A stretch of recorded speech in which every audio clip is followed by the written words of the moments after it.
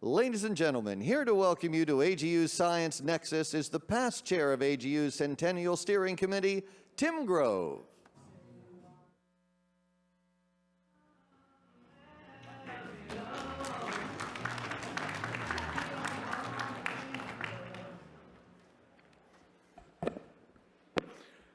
Good morning. I'm Tim Grove. I'm a past president of the American Geophysical Union, in addition to my role in the Centennial Steering Committee, and I want to welcome you to Centennial Central. Throughout the year, we've been celebrating 100 years and looking to the next 100 years of Earth and space science. This week, we've set up daily themes at the Centennial Central and tried to help share our science and ideas and to create new opportunities to network and collaborate. So today's theme here is Science Nexus, Science for the Future. As we close out the Centennial celebrations, I'll hope that you will use these thought-provoking and wonderful sessions that we've had this week after the fall meeting to continue to inspire your future research, collaborations, and work.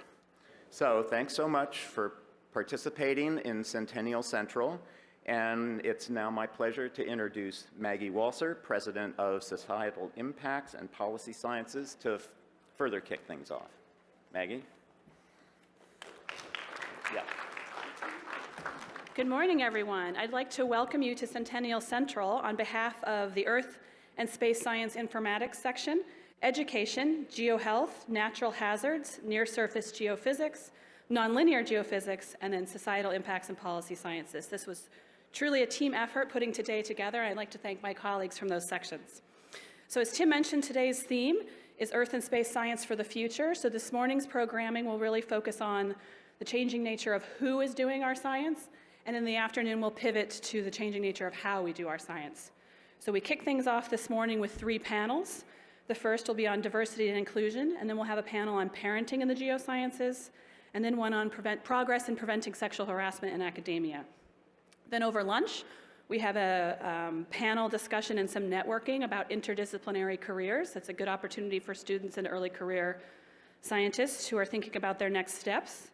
And then in the afternoon, we'll have a panel on Earth science data access and integration at the nexus of science, policy, and society. And then we'll close out the day with a panel discussion on ways to engage between science and society.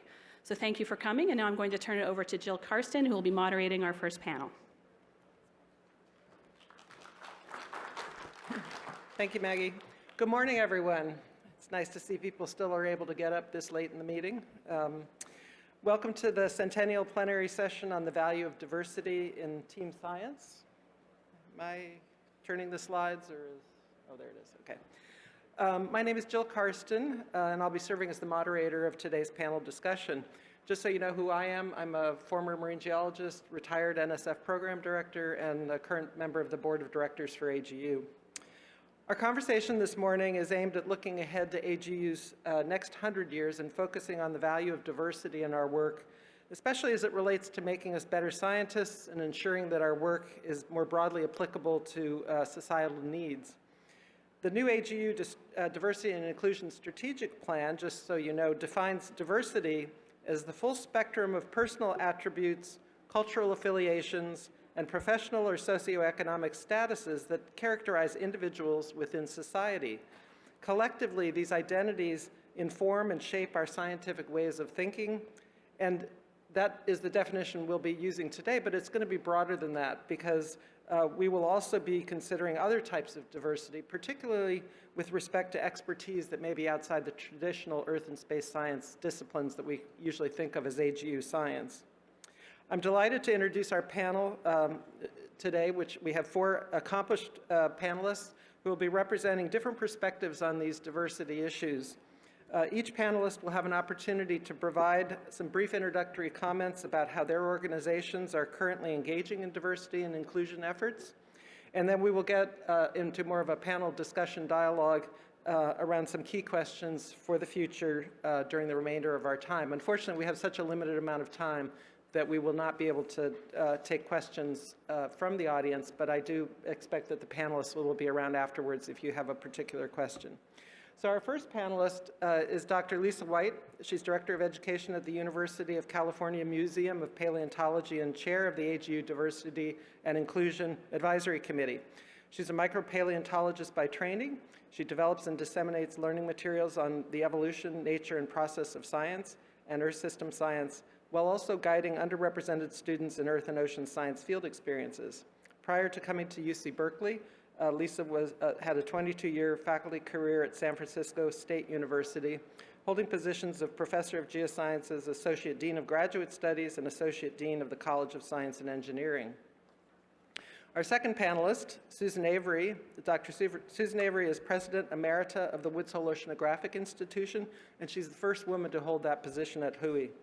She's also a Professor Emeritus at the University of Colorado Boulder and currently serving as a faculty affiliate in the Center for Science and Technology Policy Research at UC Boulder. She's an atmospheric physicist by training and serves as chair of UCAR's Board of Trustees. She was elected, I will note, by shareholders to bring expertise on climate science to the Board of Directors for the ExxonMobil Corporation in 2017, and is the current co-chair of the American Meteorological Society Task Force on Diversity, Equity, and Inclusion. Our third panelist is Dr. Brandon Jones, who is Program Director for Education and Diversity in the National Science Foundation Directorate for Geosciences. At NSF, he oversees programs that focus on undergrad and graduate workforce preparation for the geosciences and supports initiatives related to increasing diversity, inclusion, and broadening participation in STEM. Brandon has graduate degrees in marine biology and biochemistry, and he actually has experience as a high school science teacher for a few years. He currently serves on the Board of Directors for AGU and the Board of the Environmental Leadership Program, and is member of the Dean's Advisory Council for the University of Delaware's College of Earth and Ocean and Environment. Finally, our fourth panelist, Dr. Barbara Romanowitz, is Professor of Geophysics at the University of California, Berkeley. She's served as director of the Berkeley Seismological Laboratory from 1991 to 2011. And since then, she has been splitting her time between UC Berkeley and Paris, where she holds the chair of physics of the Earth interior at the Collège de France. Her research interests include deep earth structure and dynamics using seismological tools. She's been a member of the European Research Council's Scientific Council since 2016 and recently became chair of its Gender Balance Working Group. And I would like to also acknowledge that last night, Dr. Romanowitz was honored with the highest medal that the union conveys for excellence in science, and that is she is the 2019 William Bowie Medal recipient. So please welcome our panelists. So let us start off with Lisa White talking about.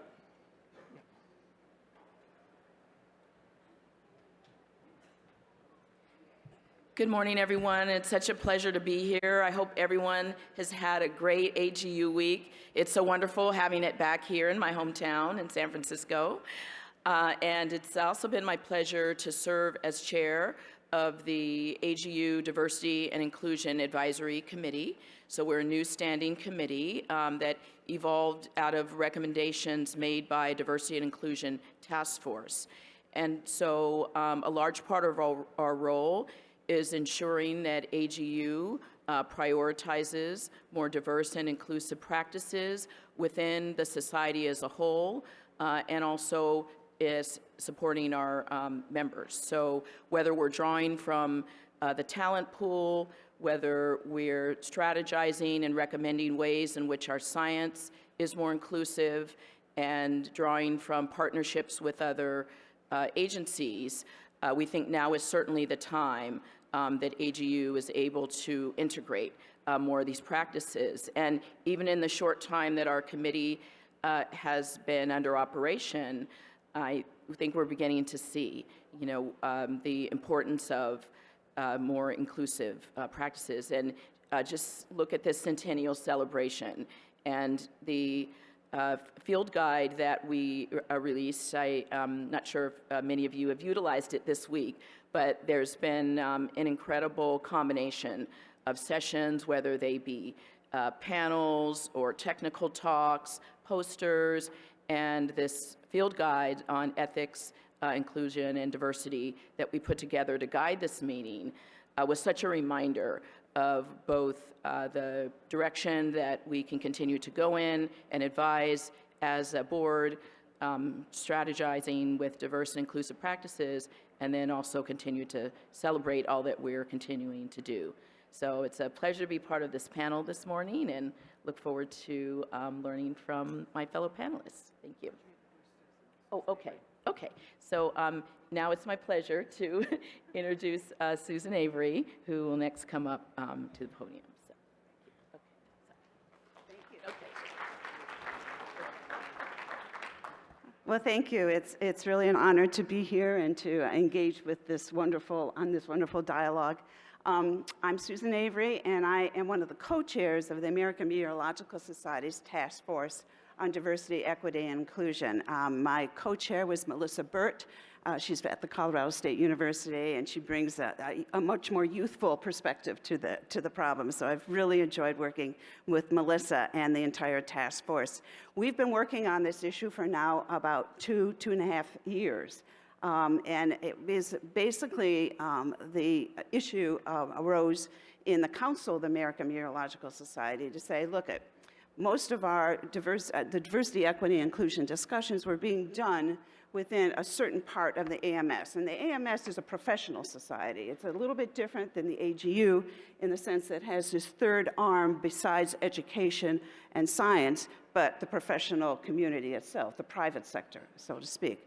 And so, and the structure of AMS, and the old structure of AMS, or even the current structure of AMS, the issues of diversity, equity, and inclusion were embedded in a board, which was embedded in a commission, and that board was really focused on women and minorities, and primarily from an educational experience rather than from the full life sort of expectancy of diversity and equity inclusion, not just in the educational effort, but in our science and also in the private sector. So a task force was formed. We discussed things over about 2.5 years. We submitted a report to the council last year. The council, in the meantime, has debated this over this year in 2019. And basically taking our recommendation, which was for a change in the structure, to really embed diversity, equity, and inclusion throughout the society's activities. So to have a much more overarching effort that would create a commission or an entity that would report exactly into the council at the highest level of the organization. That the council took our recommendations. The council had a retreat this year and has been acting on it, and we're moving forward. They're moving forward on our recommendation.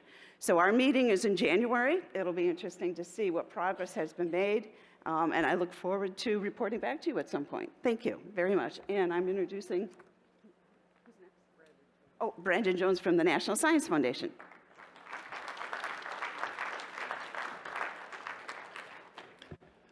Good morning to all, and it's a pleasure and an honor to be an invitee for this panel. I'm looking forward to the discussion. Just want to share a couple of programs that the Geosciences Directorate at National Science Foundation happens to be managing at this point. The National Science Foundation across all the directorates have many broadening participation programs, but specific to the geosciences, we have the GeoPaths program, which focuses on workforce training, education, and geoscience experiences for students. The main focus or area of students are undergraduates, although we do support projects that are looking at maybe even middle school, but high schoolers going into the undergraduate courses, and also undergraduates that are moving on into their graduate careers. What's neat about GeoPaths is this new solicitation that's out has a specific focus on service learning and workplace skill building. The service learning piece is something that we pulled from the 2017 National Academies report on service learning for undergrads in the geosciences. So one thing that we've realized for underrepresented groups that are interested in science, that if they can connect the science that they're experiencing to something in their community then that makes it a bit more attractive for them and increases the retention.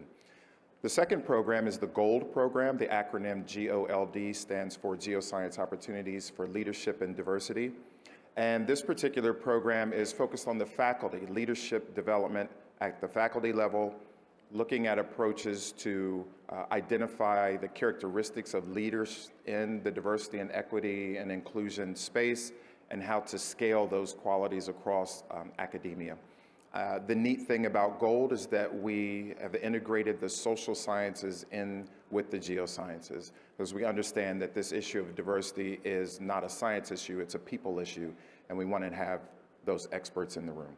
So thank you, and I'll turn things over to Barbara Romanovich.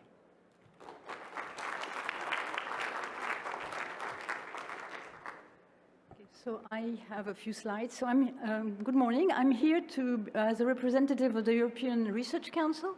The European Research Council is a bit different. It's from AGU. It is not a society or professional society, but it's a funding agency in Europe.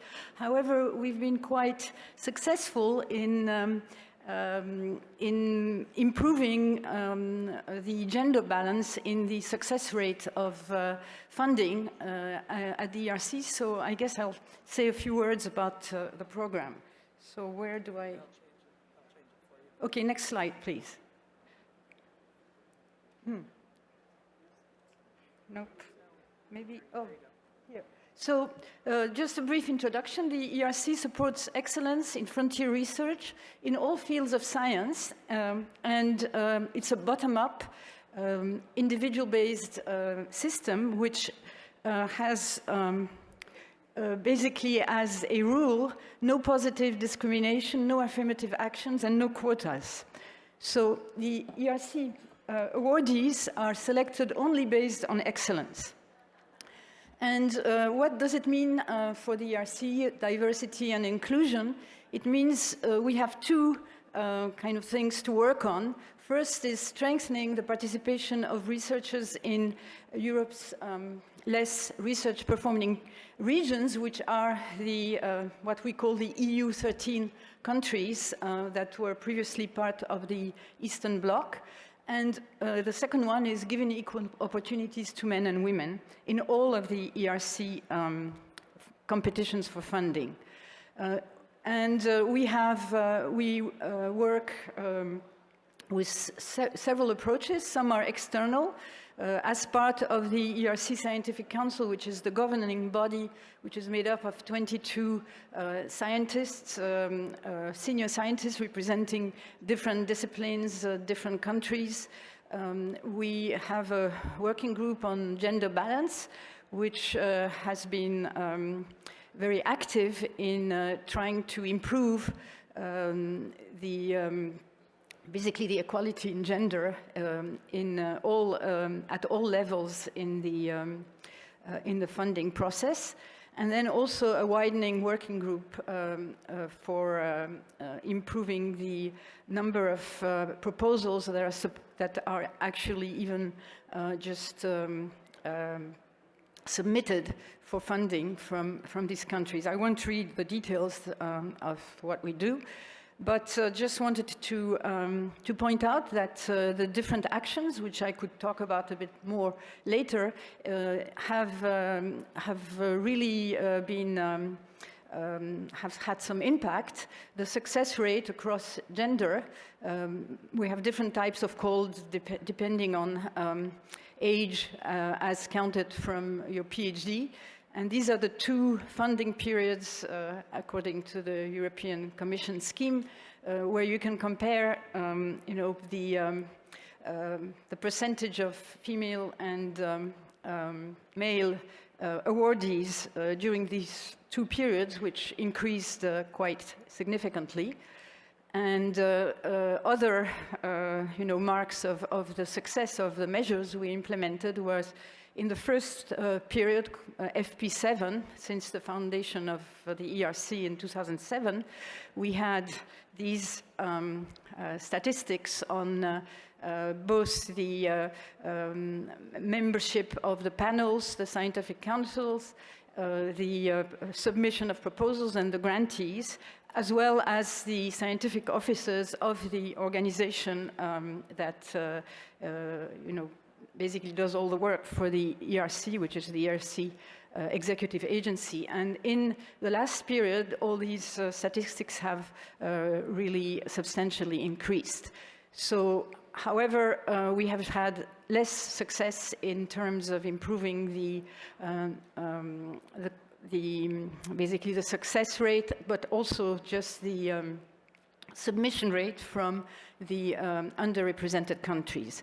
So the main diversity and inclusion issues at the ERC are now that the success rates are really very equal now, but there's still a women underrepresentation in the submission rates, which we need to work on, whereas the success rate is not a problem anymore. And we need to make more efforts in soliciting proposals and having increase the success rates in the underperforming countries. I just want to note that the ERC collects and analyzes data for every call and every year, and all of this is discussed, and we try to take measures based on the results of these data. Thank you. All right, thank you, Barbara. So now we're going to turn to the part of the conversation where I'm going to ask some questions of the panelists and give them an opportunity to share their feelings about how they view that topic. The first question is focused on the future. Much of the work done by AGU and its members over the past 100 years has focused on making fundamental discoveries in the traditional earth and space science disciplines. As AGU looks towards its next 100 years, it's becoming apparent that there will be an expansion of both transdisciplinary research and more solutions-focused convergent science that exploits connections between the earth and space sciences and other disciplines in order to address important global challenges. And I think we can see examples of that emerging trend in programs like GeoHealth, exoplanets research, sustainability, et cetera. What kinds of opportunities or challenges for diversity and inclusion do your respective organizations see being offered by this evolution in AGU science? Lisa? Well, one of the things that I'm most inspired by that we're certainly supporting as a Diversity and Inclusion Committee is the Thriving Earth Exchange. And so within this growing network that's been wonderfully under the direction of Raj Pandya, we see the opportunity to plan for our future in a way that's more inclusive. And with an emphasis on exchange, it's the partnering and acceptance of local input from communities that are highly impacted by the changes that we see that are undergoing, that are very much undergoing. And so with this exchange of ideas and the application of more meaningful science that can be utilized by a whole range of communities to help them plan better as we see, changes in the way that we interact with the land and as much as our communities are affected. And so I think just embracing opportunities to really listen to community needs and share science in a way that is more applicable to the places where individuals who may not always have had a voice in a large science organization like ours, but who seek to benefit from all the information that our scientists continue to provide about the changing environment. And so having those opportunities to exchange ideas and needs really upfront as we plan for the future is something that we certainly want to support. Okay, thank you. Susan? Is it? Okay, good. Yes, just to build on what was already said in terms of engagement. I think in the American Meteorological Society, the real emphasis of the future is on the Earth system and Earth system science. And what's the science that really needs to come through to not only understand our planetary system, its impending risks that are associated, but it's the risk associated to the way we live, our infrastructure, humanity, and other human sort of issues. And so there's an opportunity from a discipline point of view to just go to understand where that impact is going to be and how you relate to problem solving that we're going to have in terms of adapting and as well as mitigating climate change. You really need to have the disciplines, what I would call the human sciences, the geography, the anthropology, the social sciences, political sciences. And so bringing these in the dialogue, I think, is really important and helps to interface with society in a problem-solving way where the science is fundamental to it, but also has to be engaged with a diverse group. I think it's really important to have these conversations. This is the element of really finding solutions that will serve a diverse group of problems with a diverse group of people. So. All right, thanks, Susan. Brandon? Sure. I think from the federal perspective, we're looking at ways to partner with societies like AGU in these new areas, these convergent areas, these transdisciplinary areas that students are being socialized into science and those research experiences.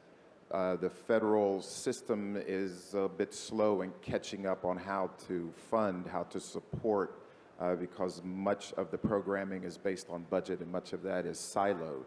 And so I'm excited that we're moving, we being humanity, back to the naturalist kind of approach for science versus I'm a biogeochemist, or I'm just a chemist, or I'm just a physicist. We're now getting back to understanding that the Earth is a system, but one of the challenges is how do we support the incoming individuals in the talent pool to be able to have them bring all of themselves to help us address some of these issues. So, thanks, Brandon. Barbara?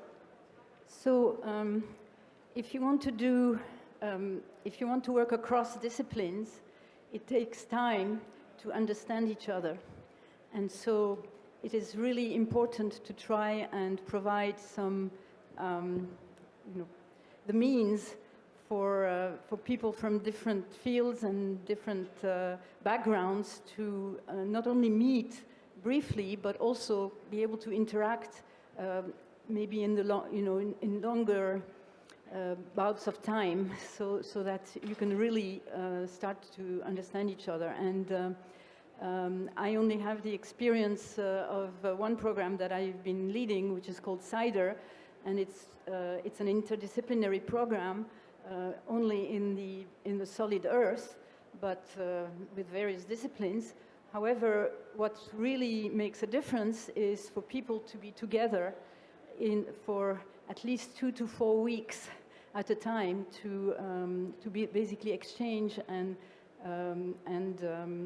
be able to understand what the issues are and be able to better articulate them for each other. So this is something I think we need to think about how to do it. It's very challenging. Totally agree.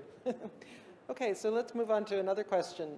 As our science becomes more societally relevant, there would seem to be an opportunity to engage more diverse and historically underrepresented communities in the Earth and Space Science enterprise. What should AGU and the other Earth and Space Science organizations consider doing differently in order to capitalize on those opportunities and promote broader diversity within our community going forward? And how would one define success in that approach? And why don't we go the opposite direction? So, Barbara. Okay, so there is already a lot of diversity in the AGU.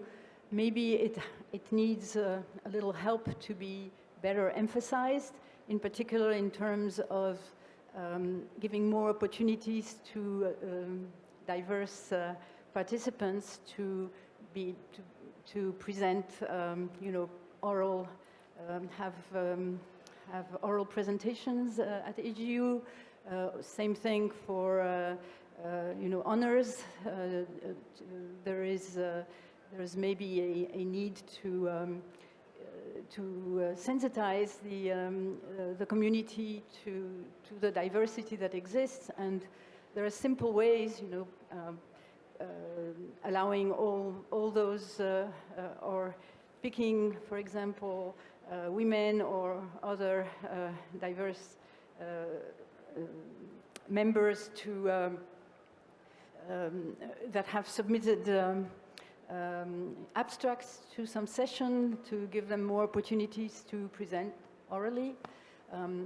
In terms of the honors, I think one thing that worked really well in the ERC is an unconscious bias training. I understand that this is also a challenge because it takes time, but this has really worked. Okay, thank you. Brendan? Sure. I appreciate already what AGU is doing as the largest Earth and Space Science organization, pulling in its convening power and allowing spaces and time to share stories. So individuals can tell stories, they can share their experiences. For the next step, I would encourage AGU and other organizations to allow space to have some tough conversations about why certain individuals or certain groups of individuals have not been historically included in the sciences. So the colonization of native lands where a lot of field work occurs, you know, let's really have a discussion about that. The use of the Atlantic slave trade shipping routes to allow scientists to go to points around the world that they normally wouldn't have been able to access. So let's have some, you know, have some space and some time to have some real discussions about that, to then show the broader public, hey, we're open, we acknowledge things, and we're going to need you and your students or your early career folks or whoever, and any citizens to be part of this scientific enterprise, especially in the Earth and Space Sciences, with all the issues we have to deal with in society. Okay, thanks, Brandon. Susan? Yeah, let me just build a little bit on what you said, Brandon, and because I think it is an important and difficult conversation often to have. And it's a conversation about these real issues that historically have marginalized certain groups in science. So, you know, the issues of race, gender, homophobia, sexual orientation, these are all really uncomfortable in many ways conversations to have, but they're basically real issues. And they surround issues of things of social justice, unconscious bias, racism that we would find in the scientific field in general, as you mentioned, the marginal, you know, the field work on indigenous lands and et cetera. So it really is an inclusion. How do we change the structure of institutions so you can have this conversation uncomfortably, but in a safe space, in order for us to begin to move forward and understand how we can bring these marginalized communities into the discussion and into the solutions. Thank you, Susan. Lisa?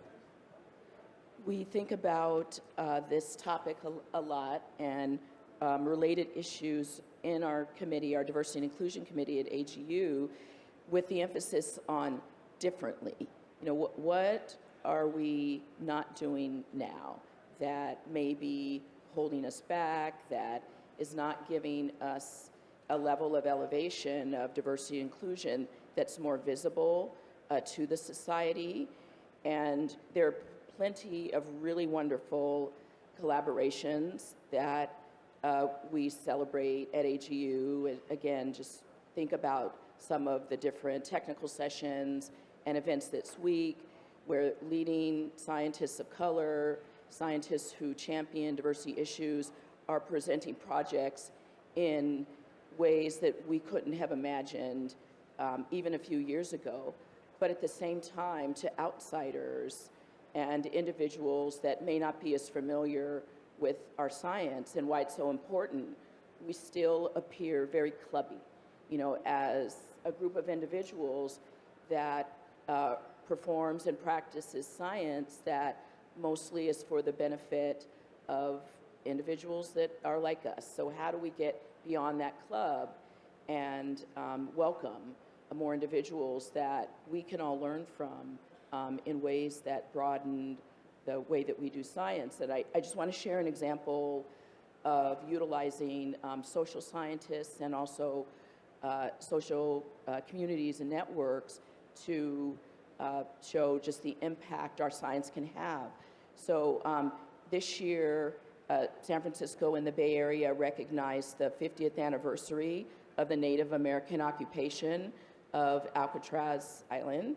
And a colleague at the Exploratorium said that they welcomed an opportunity at the Exploratorium to have a network of Native American communities come and use their space to celebrate the 50th anniversary of the occupation of the island.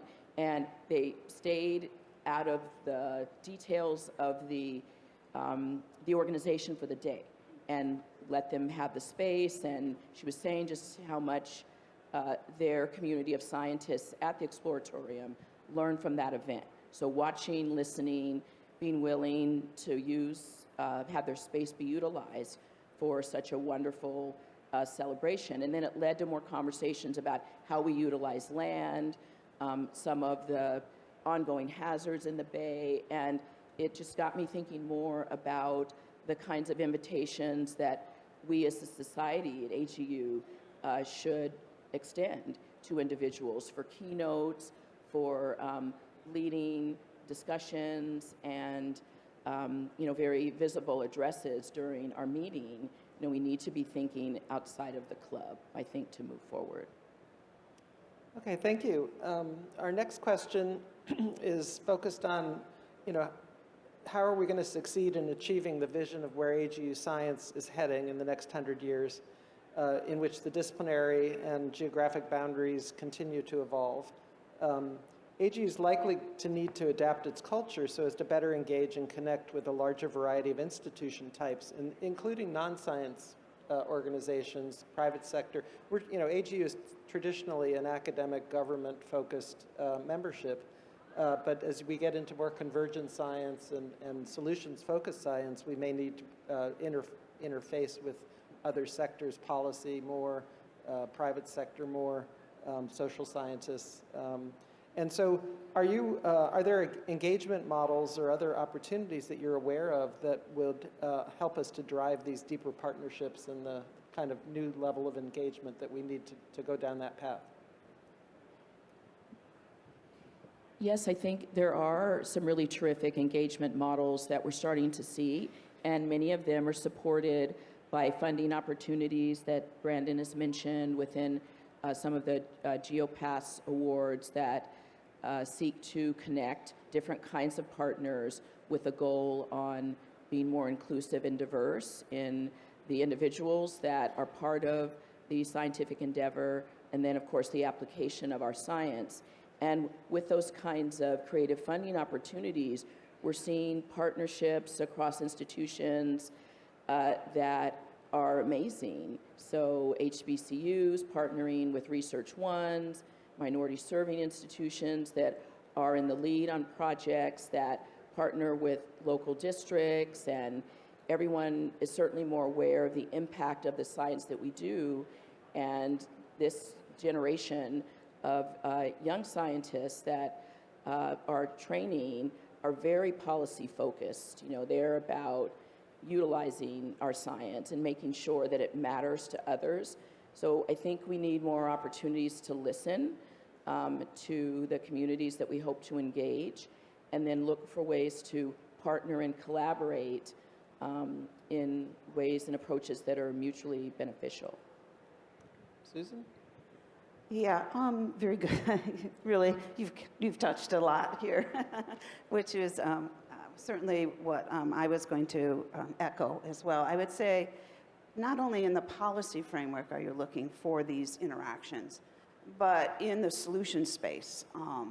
In the solution space, policy is one of the building blocks of a solution space, but putting things into action and the professional sort of space is also there.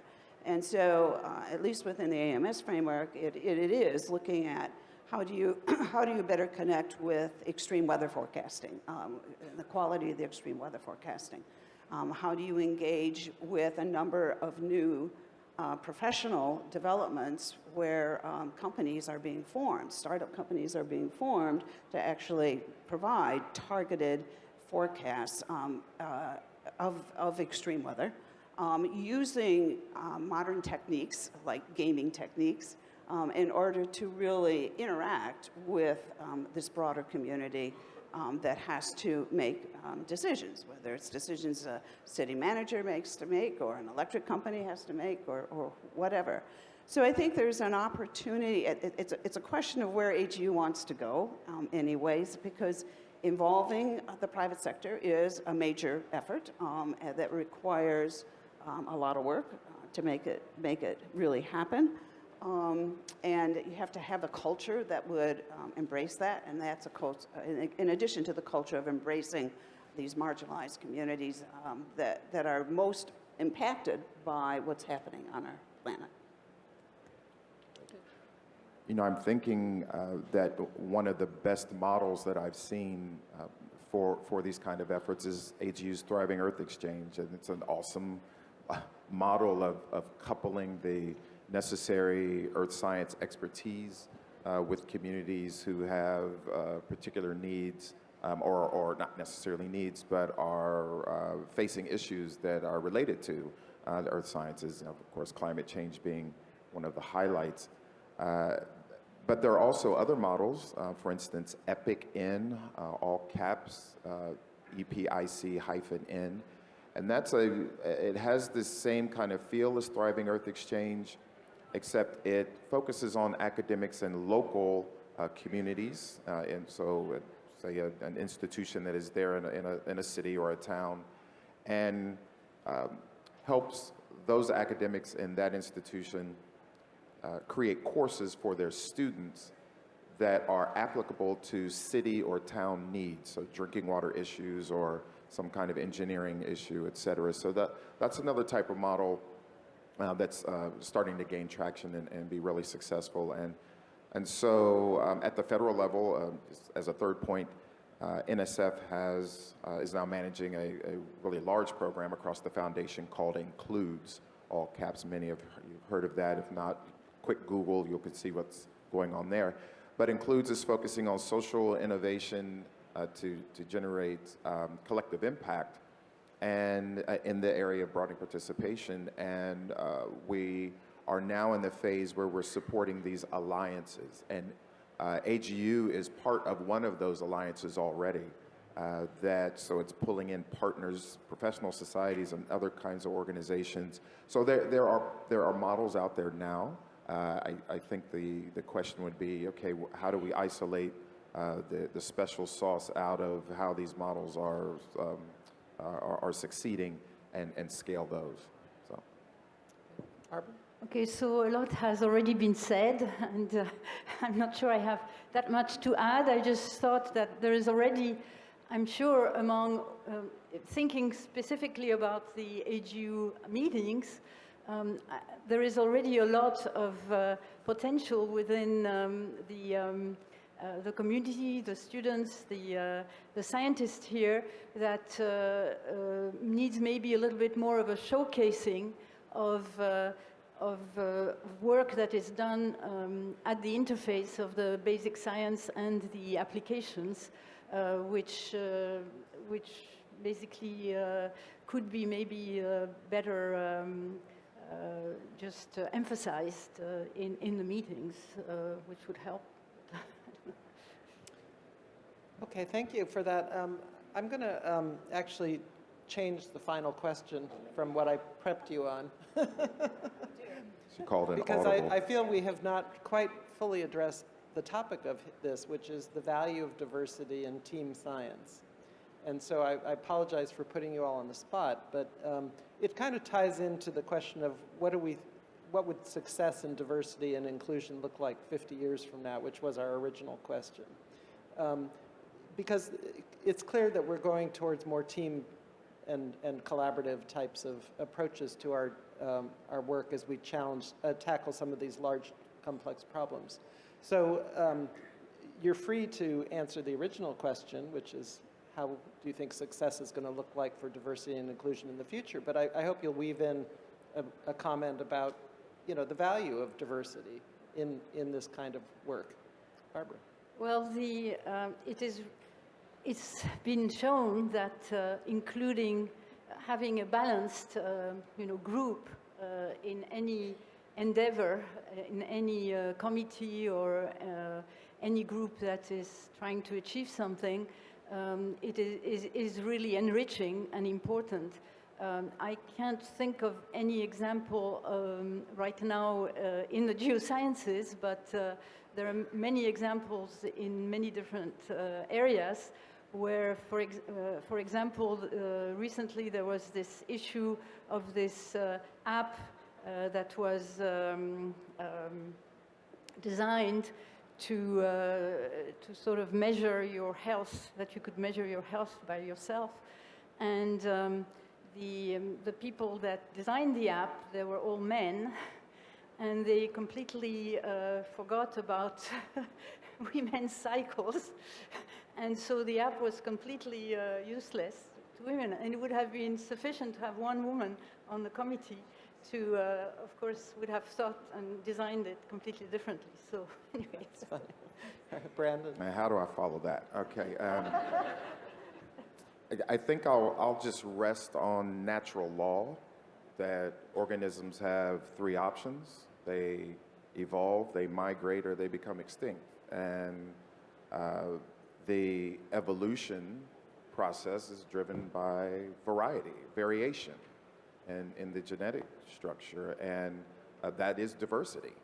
And so if we see AGU as an organism, which we could say it is, for it to evolve, for it to survive, for it to be impactful in the world, the issue of having diverse everything in a meaningful way it's paramount.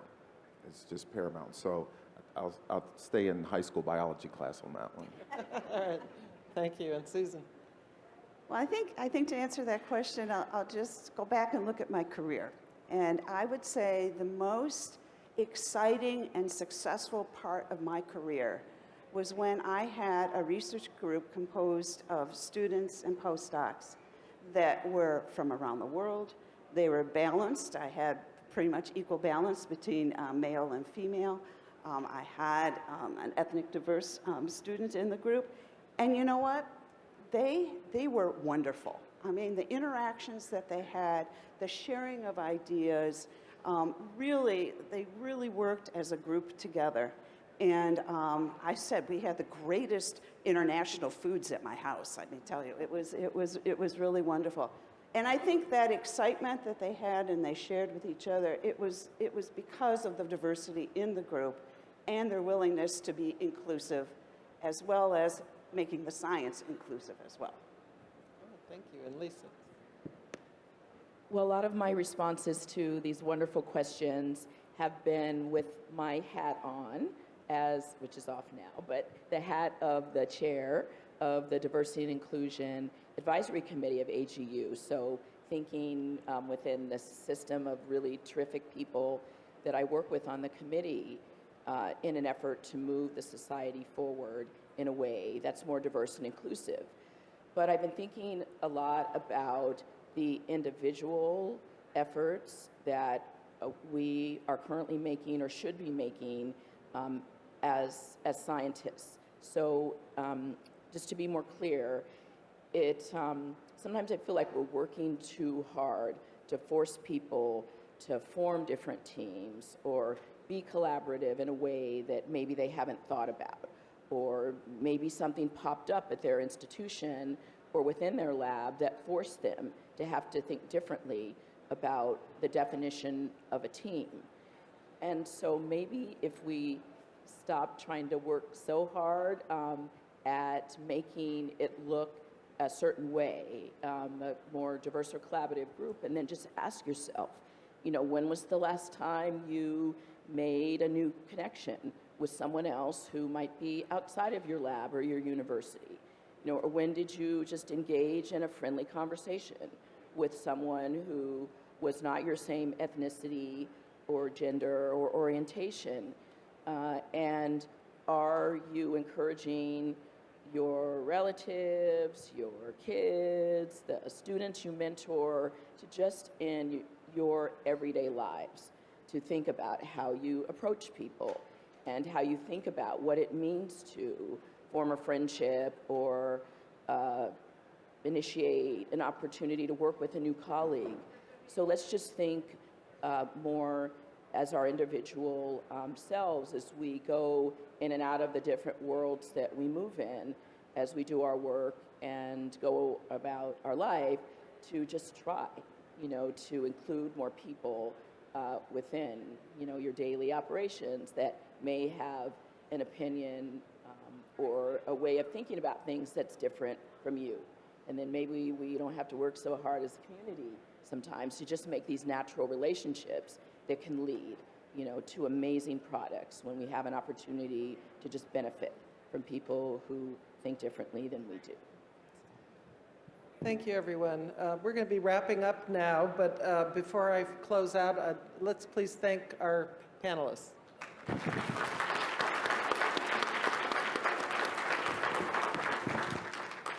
So I wanted to make two pitches. One, as you probably are aware, AGU is undertaking its development of its next strategic plan for the next several years. And a lot of the topics that we've been discussing, the diversity, equity, inclusion, becoming more convergent, science-focused, solution-focused, is certainly going to be a component of that plan going forward. But in order for AGU to succeed, as a member organization, we rely heavily on volunteers within the community to help actualize those plans and make them a reality. These are all volunteers for this panel, and I encourage those of you who may be interested in getting involved in some of these issues in a more concrete way to please let AGU know that you're interested in volunteering to serve on committees, on programming things that might relate to future AGU meetings, et cetera. And the other thing I wanted to pitch, and this is a personal favor to me, for the last several years, AGU has sponsored a program called Bright Stars, Bright Students Training as Research Scientists. And this is a program for pre-college students to come to the AGU meeting. They're participating in after-school or summer research experiences related to the geosciences. They come to AGU on the Thursday morning of every fall meeting to present the results of their research. These are kids, some as young as elementary school students. Many of them are more proficient presenters at their posters than some graduate students.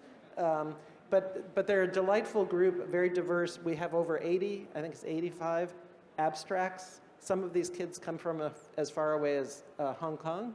And I just encourage you, it's an education session poster that's going on this morning. And if you have a chance to stop by and encourage these folks, we would appreciate it, because this could be your future colleagues in the workforce. So thank you again for your attention, and have a good rest of the meeting.